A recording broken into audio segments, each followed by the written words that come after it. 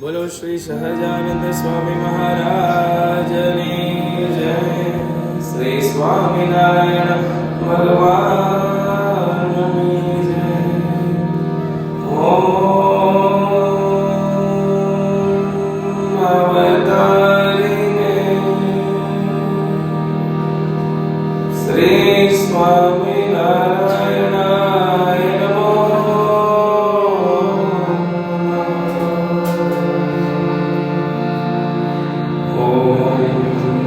શ્રી સહજાનંદ સ્વામીને નમો.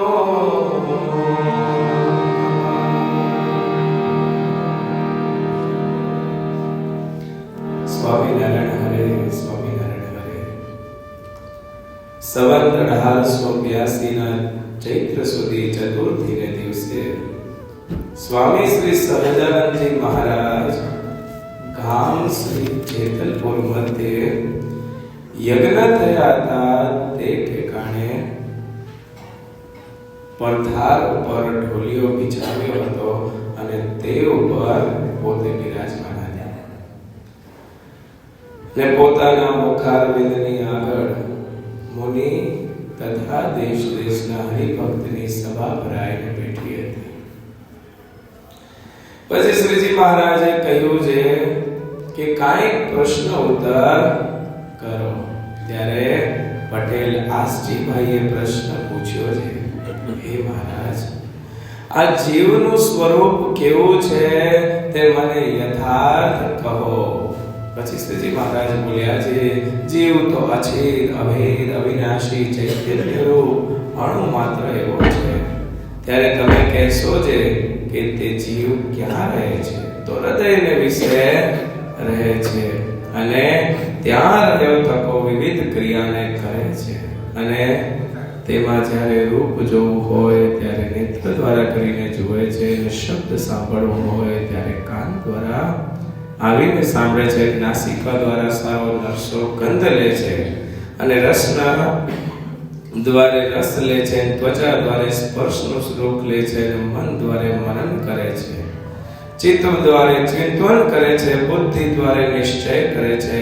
એમ 10 ઇન્દ્રિયો દ્વારે તથા 4 અંતઃકરણ દ્વારે સર્વ વિષયનું ગ્રહણ કરે છે અને નખથી શિખા પર્યંત શરીરને વ્યાપીને રહ્યો છે અને એથી નોકો પણ છે. એવી રીતે જીવનું સ્વરૂપ છે તેને ભક્તજન જે તે પ્રગટ પ્રમાણ પુરુષોત્તમ એવા શ્રી નરનારાયણ તેના પ્રતાપે કરીને યથાર્થ દેખે છે ને બીજાને તો આ જીવનું સ્વરૂપ જાણ્યામાં પણ આવતું નથી. એમ એ પ્રશ્નનો ઉત્તર કરી ને સર્વને રાજી કરીને જય સચ્ચિદાનંદ કહીને શ્રીજી મહારાજ મોહલમાં ઓઢવા પધારતા હવા ઇતિ જેતલપુરનું બીજું વચનામૃત થયું.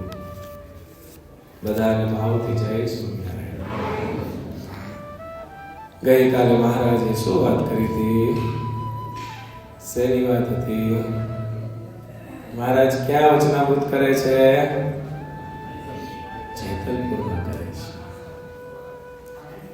ગઈકાલે મહારાજ સરસ મજાની વાત કરી હતી કે યતિ કોને કહેવાય અને એમાં ગઈકાલે આપણે જોયું કે મહારાજે લક્ષ્મણજી, હનુમાનજી અને કોને યાદ કર્યા હતા? સંતમાં બ્રહ્માનંદ સ્વામીને વખાણ કર્યા હતા. હવે મહારાજ જેતલ યજ્ઞ મહારાજે ક્યાં કને કર્યા હતા? યજ્ઞ ક્યાં કર્યા હતા મહારાજે?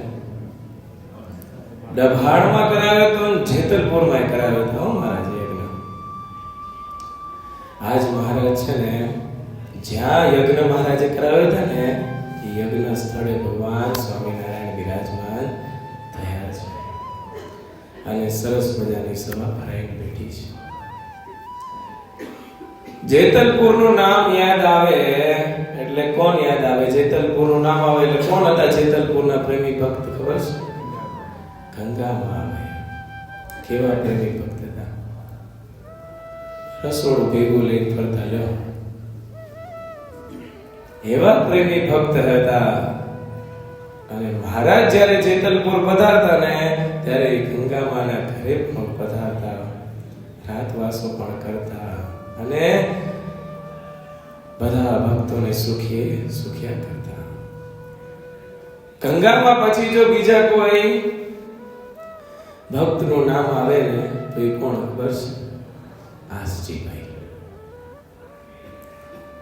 આસજીભાઈ પણ પટેલ એવા જ પ્રેમી ભક્ત હતા અને મહારાજના વચનો શિરોધારે. અને મહારાજ જ્યારે જેતલપુરમાં પધારતા ત્યારે એ આસજીભાઈના ઘરે પણ મહારાજ ઉતરતા. સરસ પ્રસિદ્ધ પ્રસંગ છે આસજીભાઈ પટેલનો. એક પ્રસંગ તમને બતાવો કે મહારાજ એક સમયને વિશે જેતલપુર પધાર્યા અને આસજીભાઈના ઘરે ઉતારો કર્યો છે. રાતવાસો મહારાજે ત્યાં કર્યો છે અને સવારે જ્યારે ભગવાન સ્વામિનારાયણ સ્નાન કરે છે, સ્નાન કરવા બેઠા છે અને એક પથ્થર હતો, ત્યાં ભગવાન સ્વામિનારાયણ એ પથ્થર ઉપર બેસીને સ્નાન કરતા. એ પ્રસાદીનો પથ્થર આસજીભાઈ પટેલ પાસે હતો. ભગવાન સ્વામિનારાયણ એમના ઘરે સ્નાન કરે અને પથ્થર ઉપર બેસીને સ્નાન કરે ને એ પથ્થર આસજીભાઈ પાસે હતો. હવે બન્યું એવું, ઘણા વર્ષો ગયા. એક સમયને વિશે બીનાબા ત્યાંના સદગ્રસ્ત જેતલપુરના, તેમને ત્યાં ભૂતનો ઉપદ્રવ થયો. ભૂત હેરાન કરેલો. અને શું કરે ભૂત ખબર છે? એ એમના બીનાબાના ઘરે ઓલો પાડું હતો, ભેંસનું બચ્ચું પાડું. એ દોરીથી બાંધેલું હોય પણ સવારે જ્યારે જોઈએ ને તો એ પાડાને બીજા માળે એ ભૂત રાખી દેતો અને પછી ખસખડાટ હસે, અવાજ કરે. આવી રીતે નિત્ય રોજ હેરાન કરે. વળી સવારે દોરીથી બાંધેલો હોય અને સવારે ઓલો રાતના દોરીથી બાંધેલો હોય, સવારે જોવે તો ભૂત એને ઉપર બીજા માળે એને પાડાને બેસાડી દીધો હોય અને પાછો ખટ હસે. આવી રીતે રોજ હેરાન કરે. અને આનાથી કેમ બચવું હવે? તો પછી કોઈ ઘણા કીધું કે આ દોરા ધાગા કરો, આ ભુવા પાસે જાઓ. બધા પ્રયત્ન કર્યા પણ નિષ્ફળ થયા. પછી કોઈકે કીધું કે ગંગામાં છે ને ઈ ભગવાન સ્વામિનારાયણના એકાંતિક ભક્ત છે અને સામર્થ્ય પણ ધરાવે છે, માટે ગંગામાને તમે વાત કરો. અને પછી એ બીનાબા છે ને ગંગાબા પાસે જઈને બધી વાત કરી કે આવી રીતે રોજ હેરાન કરે છે, કંઈક તમે કરો. બધા પ્રયત્ન કર્યા પણ બધામાં નિષ્ફળ થયા. એટલે ગંગામાએ શું કર્યું ખબર? જે આસજીભાઈ પટેલ પાસે ઓલો પ્રસાદીનો પથ્થર હતો ને એ પથ્થર ત્યાંથી લેવડાવી અને ગંગામાં એ બીનાબાના ઘરે આવે છે ને એને આપે છે, કે છે કે લ્યો બીના, આ પથ્થરને તું રાખ અને સાંભળ, હવે કોઈ ભૂત કે પ્રેતની તાકાત નથી કે તને કોઈ હેરાન કરી શકે. કોઈ ભૂત કે તાકાત નથી. અને ઈ પ્રસાદીનો પથ્થર આજે પણ જેતલપુરમાં બીનાબાના ઘરે હાજર છે. એના દર્શન ઘણા ભક્તો કરવા જાય છે. પછી મોજૂદ છે પ્રસાદીનો પથ્થર. ઈ આસજીભાઈ પટેલ આજ મહારાજને પ્રશ્ન કરે છે કે હે મહારાજ, જીવનું સ્વરૂપ તે કેવું છે તે મને કહો. અને સરસ મજાનો ભગવાન સ્વામિનારાયણ ઉત્તર આપે, જીવ તો અછેદ છે, કોઈ એનું છેદન ન કરી શકે. જીવ તો અભેદ્ય છે, કોઈના ભાગલા પાડી ન શકે. જીવ તો અવિનાશી છે, જીવનો ક્યારે નાશ થતો નથી. એમ સરસ મજાની સમજણ આપતા જાય છે ભગવાન. એક પછી એક જીવના લક્ષણો બતાવતા જાય છે. જીવ તો ચૈતન્ય રૂપ છે, જળ નથી, ચૈતન્ય છે. ભગવાન સ્વામિનારાયણ શિક્ષાપત્રીના 105 નંબરમાં શ્લોકમાં જીવની વ્યાખ્યા કરે છે. જીવ તો અજર છે, અમર છે, અજીત છે, અભેદ છે. વળી મહારાજ કે જીવ હૃદય આકાશને વિશે રહેલો છે, નખથી શિખા પર્યંત દેહને વિશે વ્યાપીને રહ્યો છે. કેવો છે? હૃદયમાં રહ્યો છે, પણ ખાલી હૃદય પૂરતું નથી, નખથી શિખા પર્યંત જીવ શરીરને વિશે વ્યાપીને રહ્યો છે. પગમાં લાગે તો ખબર પડે ને, ક્યાં લાગ્યું મને, માથામાં લાગે તો તરત ખબર પડી જાય છે ને. જ્ઞાન શક્તિએ કરીને જીવ નખથી શિખા પર્યંત મહારાજ કે વ્યાપીને રહ્યો છે. અણુ સરખો સૂક્ષ્મ છે. કેવો છે જીવ ખબર છે? સ્વામી એમની વાતોમાં લખે કે આપણા માથાનો એક વાળ કેટલો સૂક્ષ્મ વાળ, ઈ વાળનો અગ્રભાગ એના 100 કટકા કરીએ. માથાનો એક વાળ એનો અગ્રભાગ એના 100 કટકા કરીએ, એમાંથી એક કટકો લઈએ. વિચાર કરો, એમાંથી કટકો લઈને એના 100 ભાગ કરીએ, એટલો પછી કેટલી આવે કિલો? એટલો જીવ સૂક્ષ્મ છે. પણ જીવની તાકાત શું છે ખબર છે? સ્વામી એમની વાતોમાં લખે છે, સ્વામી કે 10,000 સૂર્યનો પ્રકાશ, 10,000 સૂર્યનો પ્રકાશ ઈ જીવની અંદર રહેલો છે. લ્યો કેટલો સૂક્ષ્મ છે, પણ જીવની અંદર 10,000 સૂર્યનો પ્રકાશ રહેલો છે. પણ જીવને જ્યારે ભગવાનના ધામમાં જવાનો સમય આવે, અષ્ટ આવરણથી પર માયાનો અંધકાર છે અને તેથી પર અક્ષરધામ છે. પણ ઈ માયાનો અંધકાર કેવો છે કે જ્યારે જીવ ઈ માયાના અંધકારમાં પ્રવેશ કરે છે ને, તો ઈ 10,000 સૂર્યનો જેમાં પ્રકાશિત પ્રકાશ છે, ઈ જીવ જ્યારે માયાના અંધકારની અંદર પ્રવેશ કરે છે ત્યારે ટમટમિયું કહેતા દીવા જેવો પ્રકાશ રહે છે.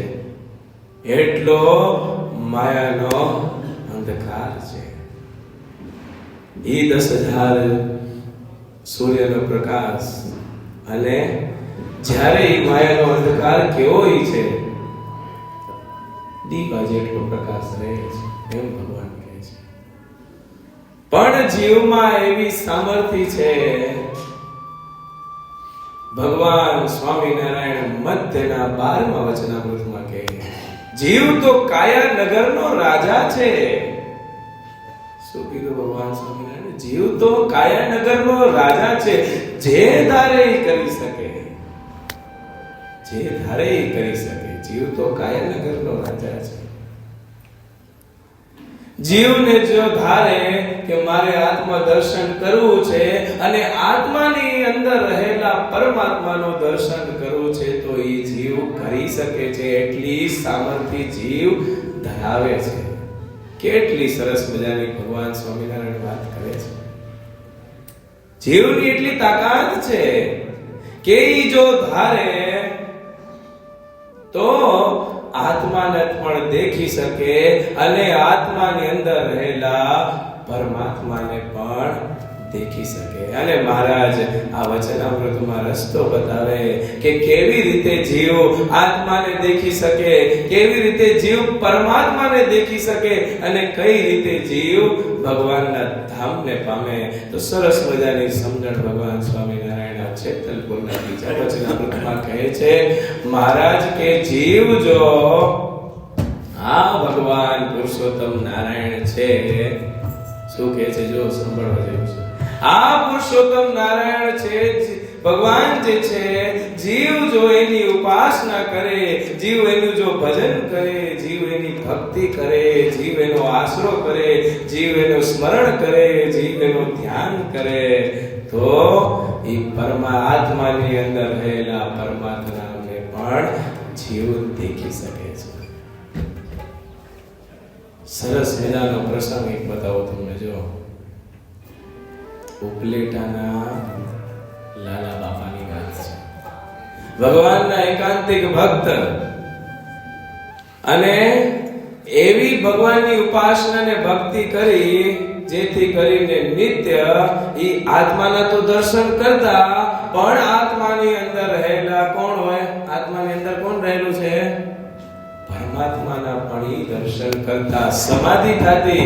ભગવાનને જ્યારે જોવું હોય, ભગવાન સાથે વાતો કરવી હોય તો ઈ કરી શકે એવા સમર્થ, એવા ભગવાનના પ્રેમી એકાંતિક ભક્ત ઉપલેટાના લાલા બાબા. એક સમયને વિશે સંવંત 1941 હરિભક્તો ગુણાતીતાનંદ સ્વામી પાસે જૂનાગઢમાં આવે છે અને સ્વામીની પાસે આવીને કે સ્વામી, આ વખતે વરસાદે બહુ ખેંચ્યું, વરસાદ પડતો નથી સ્વામી, તમે વરસાદ પડવામાં કયો, વરસાદ તમે આજ્ઞા કરો વરસાદ થાય, તમે પ્રાર્થના કરો વરસાદ થાય, ન કહી કે જીવ પ્રાણી હેરાન થઈ જશે, પાક નહીં પાકે. અને સ્વામી શું કે ગુણાતીતાનંદ સ્વામી જુઓ તો ખરા, સ્વામી કે ઉપલેટાના લાલા બાપા કે ને વરસાદ થાય તો થાય. લ્યો શું કીધું? ઓલા હરિભક્તો આશ્ચર્ય કરે, આશ્ચર્ય હરિભક્તો. આવા સમર્થ ગુણાતીતાનંદ સ્વામી એમ કે છે લાલા બાપા કે તો વરસાદ થાય. પણ પછી મનમાં એમ વિચાર્યું કે સ્વામી તમે કરો તોય ઠીક અને લાલા બાપા કરે તોય ઠીક, પણ વરસાદ સ્વામી થાય જેથી કરીને જીવ પ્રાણી કોઈ હેરાન ન થાય. અને સ્વામી ગુણાતીતાનંદ સ્વામીએ પછી એમ કીધું કે જો આ બે સંતો આજે જ જૂનાગઢ થી ઉપલેટા જાય છે, એમને તમે સંદેશો આપી દો કે આવું કેજો. અને બે સંતો ઉપલેટા જાય છે અને ઉપલેટામાં બે સંતો પધાર્યા. સંતોએ આ લાલા બાપાનો સંદેશો આપ્યો. ગુણાતીતાનંદ સ્વામી કીધું કે લાલા બાપા તમે કે પ્રાર્થના કરો કે વરસાદ થાય. ઓલા લાલા બાપા સ્વામીના ચરણમાં પડી ગયા. સ્વામી મારી ક્યાં કે એવી કે સ્થિતિ કે હું ભગવાનને એમ કહું વરસાદ થાય, પણ ના કે તમે કયો. અને પછી છે ને આવું થયું ને, અને પછી લાલા બાપા ને તો સમાધિ થતી હો, જ્યારે ધારે ત્યારે સમાધિ કરી શકતા પોતા એવા સમર્થ, એવી ભગવાનના પ્રતાપે, ભગવાનની ભજન ભક્તિની પ્રતાપે એવી જ્યારે સમાધિ કરવી હોય ત્યારે થઈ શકે. ધ્યાનમાં બેઠા ભગવાને સાક્ષાત દર્શન દીધા અને ભગવાનને જ્યારે દર્શન દીધા ત્યારે લાલા બાપા વાત કરી કે આ સ્વામી આવો સંદેશ આપ્યો કે લાલા બાપા કે તો વરસાદ થાય. મહારાજ કે એમાં શું કે થાય જ નહીં કે તમે ઇન્દ્રને આજ્ઞા કરો કે વરસાદ કરો. પછી સ્વામીએ પ્રસંગ લખ્યો છે, એમાં લખ્યો સ્વામી કે રોજ નિત્ય સંધ્યા સમયે ઇન્દ્ર ઈગા લાલા બાપાના દર્શન કરવા આવે. જો ભગવાનના ભક્તની જો મહિમા તો જો ઇન્દ્રદેવ રોજ લાલા બાપાના દર્શન કરવા આવે છે. અને પછી ઈ કે સંધ્યા સમય થશે ને ભગવાન તમે ઇન્દ્રદેવ દર્શન દેવા આવે ત્યારે એને કહી દેજો ભાઈ વરસાદ વરસાવ. અને ઇન્દ્રદેવ આવે જો, અને લાલા બાપાએ કીધું સાંજનો સમય વરસાદ વરસાવ. ઇન્દ્રદેવ કાંઈ ન બોલે, હસીને ચાલ્યા ગયા. વળી લાલા બાપા ધ્યાનમાં બેઠા ને ભગવાને વળી દર્શન દીધા. શું થયું તો કે ઇન્દ્ર ભગવાન તો ઇન્દ્રદેવે તો કાંઈ કીધું નહીં, હસીને ચાલ્યા ગયા. કે એને કેજે હે વરસાદ વરસાવ ન કહી કે હજારો જણા કે હાથ જોડીને ઇન્દ્ર એવા અનેક ઇન્દ્રિયો કે અમારા હાથ જોડીને પાસે તારી સેવા થશે વરસાદ નહીં વરસાવ.